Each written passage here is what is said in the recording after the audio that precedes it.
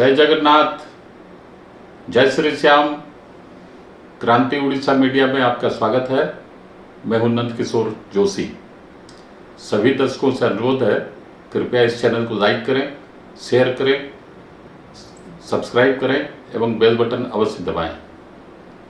आज हम चर्चा करने जा रहे हैं G20 का जो सम्मेलन परसों खत्म हुआ नई दिल्ली में, उसमें भारत को मिला सर्वाधिक सम्मान, अर्थात फाइनेंशियल टर्म्स या इकोनॉमिक टर्म्स में भी अगर उसको हम लोग देखें तो भारत को मिला है और आगे और ज़्यादा मिलेगा सर्वाधिक लाभ। और दूसरी तरफ अगर हम लोग देखें, इसी की तुलना अगर चीन से करें तो इसमें चीन को मिला सर्वाधिक अपमान, सर्वाधिक नुकसान हुआ चीन को। अब ये कैसे हुआ, मैं इसी के ऊपर आज बोलने जा रहा हूँ। जैसा कि हम लोग सब जानते हैं, हमारे भारत की प्राचीन सभ्यता, प्राचीन शिक्षा दीक्षा ये सब बताती है।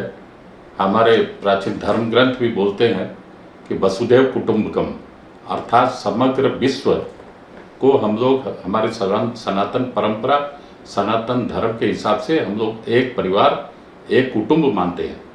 मतलब समग्र विश्व को इतनी ऊंची सोच, इतनी बढ़िया सोच सनातन की है, सनातन धर्म की है। दूसरे, हमारे धर्म के हिसाब से हम लोग अतिथि देवो भव, ये भी बात हम लोग बोलते आए हैं और ये हमारे धार्मिक ग्रंथों में, बाकी सब अन्य अन्य पुस्तकों में भी लिखा है और उसी के अनुसार हम लोग आचरण भी करते हैं। और ये दोनों आचरण से हमें विश्व गुरु का दर्जा भी मिला है। और पहले भी विश्व गुरु भारत था और अभी फिर से साबित हुआ। ये जो आयोजन जो हुआ है दिल्ली में G20 का जो 18वां सम्मेलन जो आयोजन हुआ, उससे हमें विश्व गुरु का दर्जा प्राप्त हुआ। ऐसे विश्व के बड़े बड़े नेताओं ने बोला है, यह केवल हम लोग बोलने से नहीं होगा। अब मैं आपको बता रहा हूँ कि देखिए, आप सभी जानते हैं कि चीन हमारा बहुत पुराना दुश्मन है। हमारा पड़ोसी तो कभी था नहीं, ये तो नेहरू की गलतियों के कारण चीन हमारा पड़ोसी हो गया, क्योंकि चीन ने तिब्बत को हड़प लिया और चीन हमारी सीमा के अंदर भी मतलब 42,000 स्क्वायर फीट हमारा जो जम्मू कश्मीर का जो एरिया था उसको हड़प लिया, तिब्बत को भी हड़प लिया और भारत के अंदर घुस गया और जबरदस्ती हमारा पड़ोसी भी बन गया, केवल सिर्फ और सिर्फ नेहरू की गलतियों के चलते, नेहरू की लापरवाही के चलते ये ऐसा हुआ है। और जिसकी सजा हम लोग आज भी भुगत रहे हैं पिछले 50-55 साल से।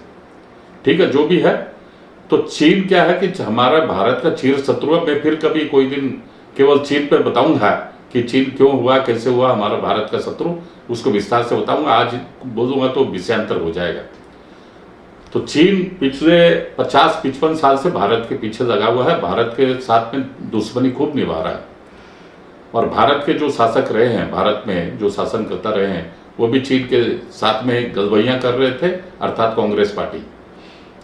और चीन को अभी अगर किसी ने टक्कर दी है या चीन जिस हिसाब से रफ्तार से हमारी सीमा में घुस रहा था, उसको अगर किसी ने चेक दिया है तो प्रधानमंत्री मोदी ने और इसी सरकार ने चेक दिया चीन को। और चीन तिलमिला रहा है मोदी के आने से और प्रधानमंत्री पद के ऊपर जब से एनडीए आई है, एनडीए का शासन हुआ है। अब मैं बता रहा हूं कि चीन को कैसा नुकसान हुआ और भारत को कैसा लाभ हुआ है। चीन का ग्लोबल टाइम्स, वहाँ का एक अखबार है, जो चीन में तो गणतंत्र है नहीं, वहाँ तो कोई freedom of speech, freedom of media कुछ है नहीं। वहाँ तो एक दो अखबार निकलते हैं, एक पीपुल्स डेली, दो ही अखबार है वहाँ के, एक पीपुल्स डेली, एक ग्लोबल टाइम्स। ग्लोबल टाइम्स है सारी दुनिया के लिए, चीन के बाहर के लोगों के लिए, और पीपुल्स डेली चीन के अंदर में जनता के लिए। यही दो ही अखबार निकलते हैं चीन में, तीसरा चौथा पांचवा अखबार कुछ है ही नहीं। तो ग्लोबल टाइम्स में बराबर मतलब चीनी कम्युनिस्ट पार्टी का जो विजन है, जो उनकी सोच है चीन सरकार की, कम्युनिस्ट पार्टी की, वो सारे के सारी रोज ग्लोबल टाइम्स में छपती रहती है। और ग्लोबल टाइम्स ने वहाँ के जो स्ट्रेटेजिक कितने सब वहाँ के भी रणनीतिकार बैठे हैं, उनका सब लेख छपता रहता है चीन ग्लोबल टाइम्स में। ग्लोबल टाइम्स के अनुसार ये जो भारत में भी G20 शिखर सम्मेलन परसों संपन्न हुआ, उसमें भारत को जो लाभ मिल रहा है या मिलता दिख रहा है वो सब बढ़ा चढ़ा के पेश किया जा रहा है। चीनियों के अनुसार मैं बोल रहा हूँ, उन्होंने बोला कि भारत जो है अमेरिकी लोगों के और पश्चिम यूरोप के लोगों के द्वारा इन्फ्लुएंस्ड मान बायस्ड हो गया है, प्रभावित हो गया है। और ये जो भारत जो है वो जो अभी इकोनॉमिक कॉरिडोर जो बना है, अनाउंसमेंट हुआ है वहाँ पर G20 सम्मेलन में कि भारत मिडिल ईस्ट और यूरोप के बीच में जो इकोनॉमिक कॉरिडोर बनेगा उसकी जो घोषणा हुई है वो केवल ढकोसलाबाजी है। और अमेरिका ने अपने मीठे मीठे वचनों द्वारा भारत को फंसाया है, यह अमेरिका की चाल है, इत्यादि इत्यादि। उसने भारत पर तंज कसा है कि भारत को इससे बचना चाहिए और भारत को इसमें झांसे में नहीं आना चाहिए और भारत चीन के साथ में भारत को मधुर संबंध रखना चाहिए, मीठे संपर्क रखना चाहिए, अमेरिका की या किसी दूसरे के चाल में नहीं आना चाहिए। मैंने भारत को उपदेश दे रहा है, इधर रोज भारत की जड़ काट रहा है चारों तरफ। पाकिस्तान के जितने आतंकवादियों के ऊपर यूनाइटेड नेशन में रिजोल्यूशन मूव होता है सबको रोक रहा है बीटो लगा लगा के, और रोज भारत के सीमा के अंदर में कैसे घुसपैठ करेगा उसकी प्लानिंग कर रहा है। और इधर भारत का हितैषी बनकर उसको ज्ञान दे रहा है कि नहीं अमेरिका की बातों में नहीं आना चाहिए और अमेरिका और यूरोप की बातों में नहीं आना चाहिए और भारत को अपने हिसाब से सोचना चाहिए। और अभी ये जो काम कर रहा है भारत यूरोपियन यूनियन तक पहुंचने, पूरे यूरोप तक पहुंचने का, भारत मिडिल ईस्ट यूरोप जो इकोनॉमिक कॉरिडोर बनने का, उससे भारत दूर रहे तो ही अच्छा है, नहीं तो रिश्ते में दूरियां बन जाएगी। चीन बोल रहा है नहीं तो रिश्ते में दूरियां बन जाएगी। अरे भाई आज खुद से रिश्ते में नजदीक क्या है जो तुमसे दूरियां बन जाएगी? तू तो खुद तो 50-55 साल से दूरियां बना के रखा है। भारत ने कभी किसी से जानबूझकर दुश्मनी नहीं की है, सपने में भी नहीं सोचता भारत किसी से दुश्मनी करने का। तुमने तो शुरू से ही दुश्मनी कर रखी है और 50-55 साल से तो हमारे देश का नुकसान पर नुकसान करता आया और करा भी रहा है। सारे षड्यंत्र के पीछे चीन है। भारत में जितने भी हो रहे हैं, भारत विरोधी ताकतें जो भी कुछ कर रही है, चाहे मीडिया में हो और कहीं जहां कहीं भी हो, सबके पीछे चीन का पैसा और चीन की ताकत है और जॉर्ज सोरोस का फंड्स है। ये तो एकदम ओपन सीक्रेट है, सभी जानते हैं भारत में, मीडिया वाले तो सब जानते ही हैं, नेता लोग भी जानते हैं। अब मैं आ रहा हूं कि भारत को इससे जो लाभ क्या है, मैंने कल भी बताया था, आज फिर संक्षिप्त में बता देता हूं। भारत से जो माल सब समुद्री जहाज, जो जहाज पानी के जहाज से होकर जो जाएगा वो माल जाएगा मिडिल ईस्ट तक, फिर वहां से रेल के द्वारा पूरा वेस्टर्न यूरोप तक, लास्ट यूरोप की शेष सीमा तक वहां जाएगा। और वो जो रेलवे का ट्रैक जो अभी है और जो नया बनेगा उससे भारत की कंपनियां काम करेंगी, भारत की कंपनियों को लाभ मिलेगा। भारत का माल लाने ले जाने में कम से कम 40%, मतलब वो जो फ्रेट कॉरिडोर बनेगा उससे 40% खर्चे में, ट्रांसपोर्टेशन में कमी आएगी। उससे भारत जो माल भेजेगा, एक्सपोर्ट करेगा, सर्वाधिक लाभ पाएगा और जो इंपोर्ट करेगा वो भारत में इंपोर्ट सस्ता होगा। मतलब दोनों तरफ से भारत को लाभ है। और इससे एक्चुअली देखा जाए तो चाइना का जो है बॉर्डर रोड इनिशिएटिव, जो चाइना ने 2013 में आरंभ किया था, BRI, वो सारे विश्व के लिए उसने आयोजन किया था। और पहली मीटिंग उसने जो बीजिंग में रखी थी, वो मीटिंग में केवल उस मीटिंग में 150 देशों को वो की उपस्थिति देखी गई थी। और अब वो सुन रहे हैं कि इसी महीने या अगले महीने उसकी तीसरी बैठक होगी। मतलब आप देखिए इतना बड़ा शान शौकत से उसने ये आरंभ किया था प्रोजेक्ट BRI का, और 10 साल में तीसरी बैठक होगी BRI की, वो भी चीन में। और 150 देश उस समय उपस्थिति दर्ज किए थे और अभी 80 देशों ने स्वीकृति दी है। मतलब एक तरह से तो 50% तो ऐसा ही हो गया, और जब तक ये आयोजन होगा तब तक और भी कम हो सकता है।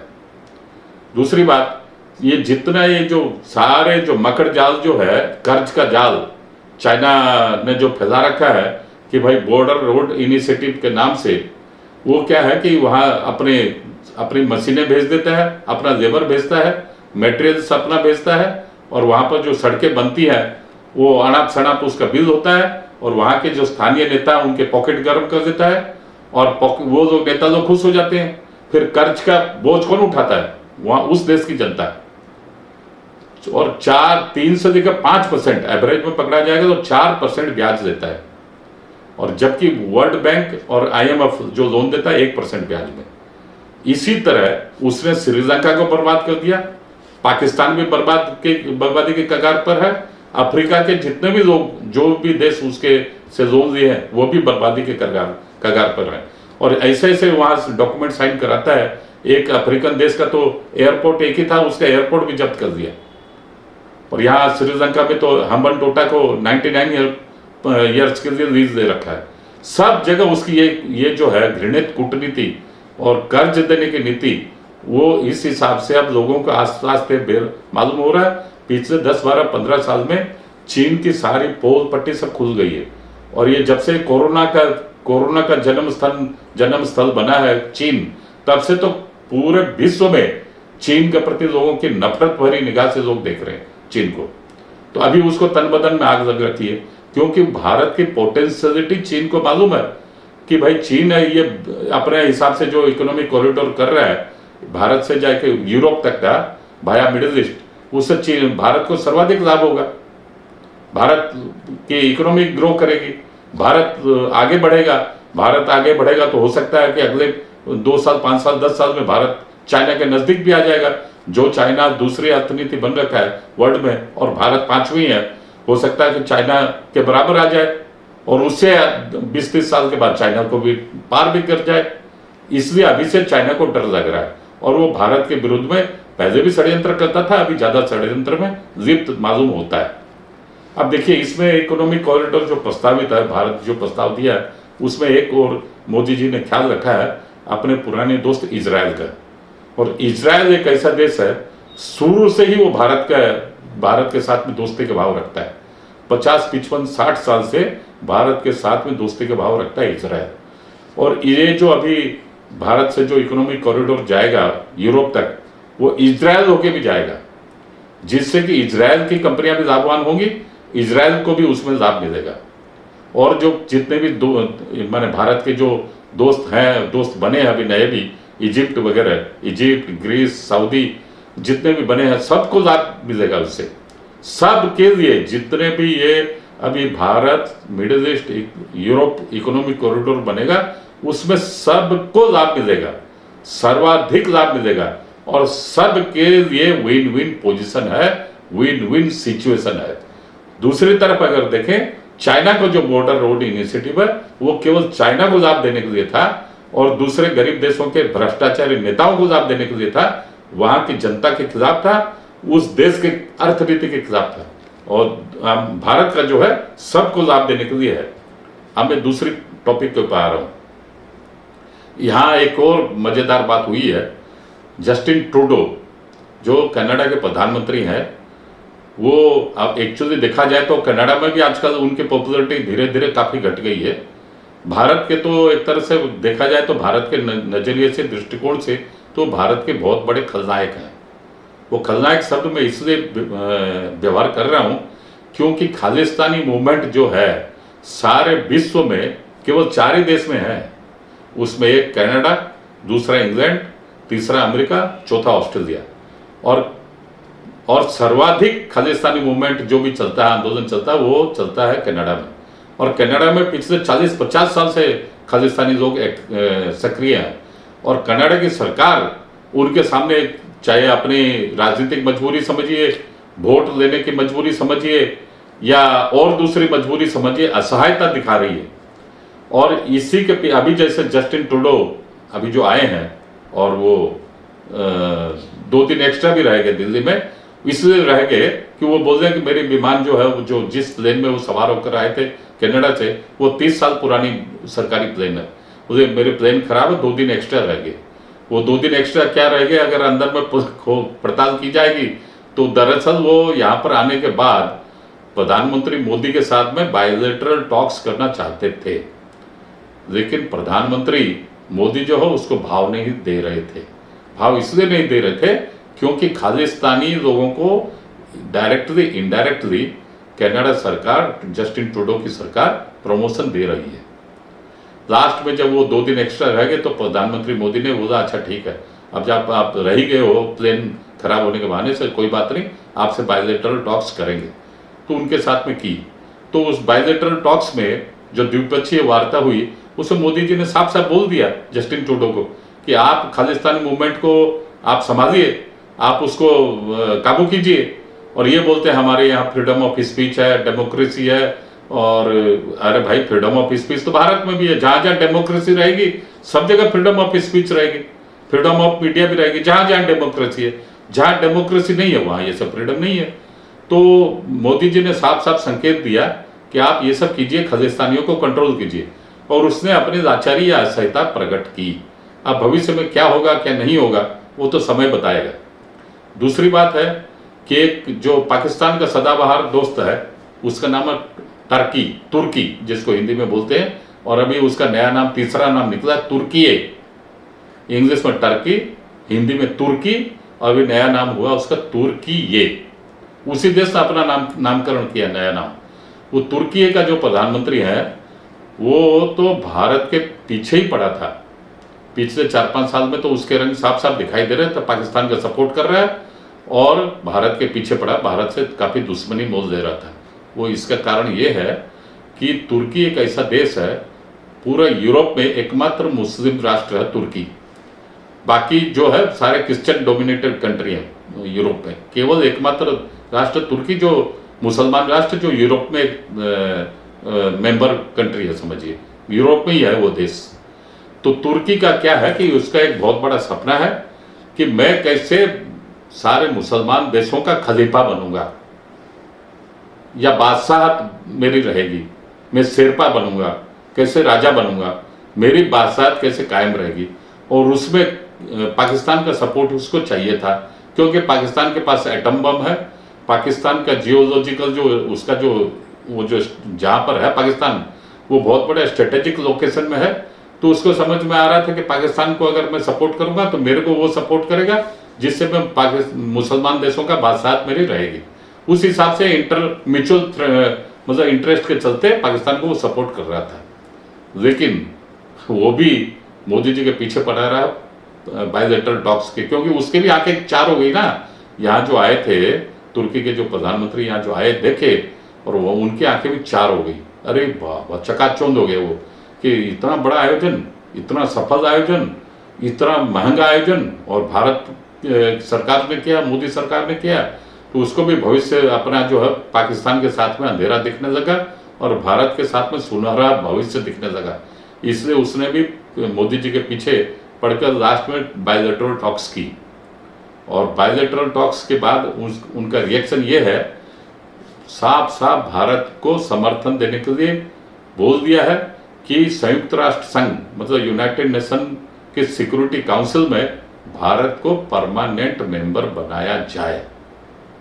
ये बात अभी तक दूसरे देश नहीं बोले, हालांकि सबकी इच्छा है और सब बहुत पहले से भी बोलते हैं, लेकिन अभी रिसेंटली तुर्की ने बोला कि भारत की काबिलियत को देखते हुए भारत को संयुक्त राष्ट्र संघ के सुरक्षा परिषद में लिया जाए परमानेंट मेंबर के तौर पर। वो अपनी तरफ से बोले हैं तुर्की के राष्ट्रपति। हमें तीसरा बता रहा हूं कि जिनके साथ में मोदी जी कल बायलैटरल टॉक्स किए हैं, सऊदी अरेबिया के क्राउन प्रिंस मोहम्मद बिन सालेम के साथ में जो किए हैं, वो भी सराहनीय है, क्योंकि उसमें हम लोगों के उनके भी और भारत का भी स्ट्रेटेजिक इंटरेस्ट है, strategic business interest, financial interest है। वो भी बायलैटरल टॉक्स जो हैदराबाद हाउस, जो दिल्ली में एक हैदराबाद हाउस है, वहाँ वो आयोजन हुआ था और बहुत ही गर्मजोशी के साथ में दोनों नेता मिले एवं स्ट्रेटेजिक इंटरेस्ट के हिसाब से साइन किया। उसमें भारत को सर्वाधिक लाभ मिलेगा, उसको भी मिलेगा, सऊदी अरब को भी मिलेगा।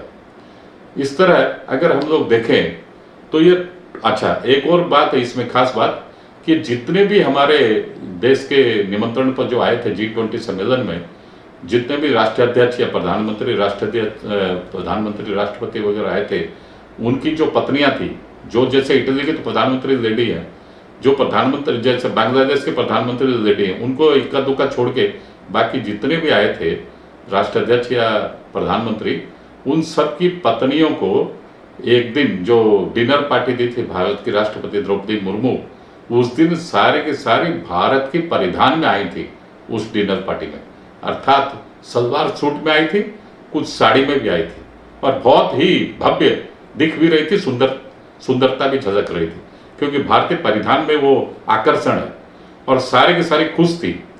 मतलब ये जो आयोजन से भारत ने एक तरफ, जैसा हमारे जितने भी भारत के हैंडलूम प्रोडक्ट्स हैं, हैंडीक्राफ्ट प्रोडक्ट्स हैं, सारे राज्यों में है, सारे के स्टॉल वहां प्रगति मैदान में लगे हुए थे भारत मंडपम में।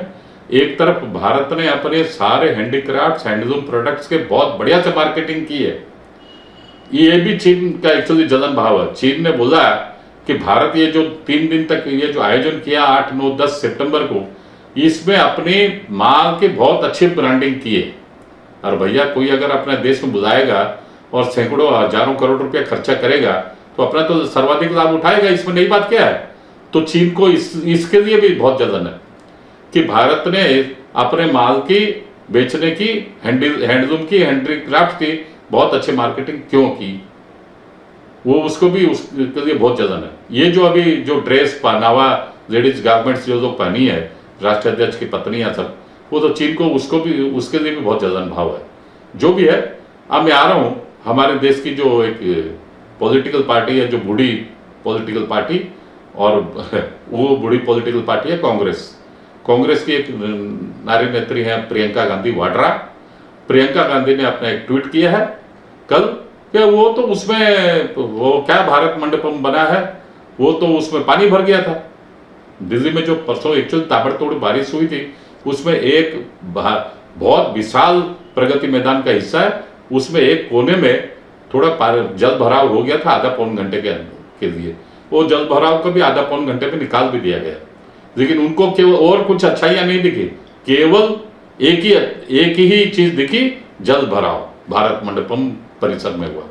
जिसकी जैसी भावना, जिसकी जैसी चाह, उसको जिसका जैसा नजरिया, उसको वही चीज दिखेगी। अब मैं आ रहा हूं कि उन्होंने एक बात और बोला है, इनका G20 सम्मेलन, मतलब जो भारत में जो G20 सम्मेलन हुआ है, प्रियंका गांधी वाड्रा का कहना है इनका, मतलब मोदी का, मतलब एनडीए सरकार का, भाजपा सरकार का। वो मतलब अपने को मानती ही नहीं है भारतीय। अगर वो अपने को भारतीय मानती तो वो बोलती है हमारा, या भारत का G20 सम्मेलन, या हमारा G20 सम्मेलन। वो सब नहीं बोल के बोलते इनका G20 सम्मेलन में पानी भर गया। मतलब जैसे तैसे कुछ भी हो, कुछ न मीन में निकालना, वो एक कुछ लोगों की आदत है, बहुत बुरी आदत है। उसी के अनुरूप उन्होंने ट्वीट किया। अब मैं बता रहा हूं एक बात कि बार बार राहुल गांधी और प्रियंका गांधी और दूसरे बड़े बड़े कांग्रेस नेताओं ने बड़े बड़े ट्वीट किए पिछले 4-5 दिन में कि हमारे जो हैं कांग्रेस के अध्यक्ष मल्लिकार्जुन खड़गे, उनको राष्ट्रपति के भोजी में, डिनर में उनको निमंत्रण नहीं मिला। अरे भैया, उनको किस भाव से निमंत्रण देते, किस हिसाब से देते? आप अपना फार्मूला तो बताओ कि इस हिसाब से निमंत्रण देना चाहिए था, क्योंकि वो हमारे अध्यक्ष हैं। आपके अध्यक्ष होने से क्या होता है? भारत में 1600 पार्टियां, 1600 राजनीतिक पार्टियां रजिस्टर्ड है इलेक्शन कमीशन में। अगर एक खड़गे को दिया जाता, 1600 को देना चाहिए था नियम के पूर्वक, तो वहां क्या भीड़ करनी थी क्या प्रगति मैदान में, जहां पर राष्ट्रपति महोदया ने दिया था डिनर? वहां क्या भीड़ करनी थी 1600 लोगों की? और नियम तो सबके लिए समान है, एक को जब दोगे तो दूसरे को दोगे। भारतीय जनता पार्टी ने अपने प्रेसिडेंट को नहीं दिया, मोदी सरकार ने जेपी नड्डा को निमंत्रण नहीं दिया, तो आप किस क्षेत्र की मूल्य हो? आप किस भाव से बोलोगे कि उनको देना चाहिए था? दूसरा, उनके लिए तर्क ये दिया जाता है कि वो विरोधी दल के नेता है राज्यसभा में।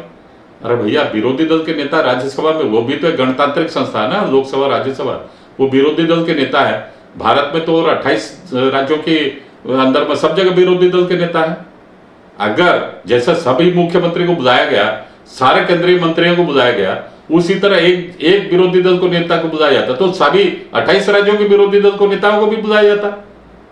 माने दोनों ही क्राइटेरिया में मल्लिकार्जुन खड़गे को एक्चुअली निमंत्रण देना नहीं था, नहीं दिया गया, और एकदम उचित कदम उठाया गया सरकार के द्वारा। लेकिन ये जबरदस्ती एक ही बात को एक ही जगह बार बार बोल रहे, उनको नहीं दिया गया। दरअसल इनको क्या है, मैं आपको बताऊं, हम लोग पहले जमाने में, आजकल तो सब बफे डिनर होता है, पहले जमाने में जब बैठ के पंगत में हम लोग जिमा करते थे, समझिए किसी एक व्यक्ति की इच्छा हुई रसगुल्ला या बर्फी खाने का, तो बोलता था यहाँ पर बगल में दो रसगुल्ला दो, बर्फी दो। खाने की खुद की इच्छा है, नाम दूसरे का लेते हैं।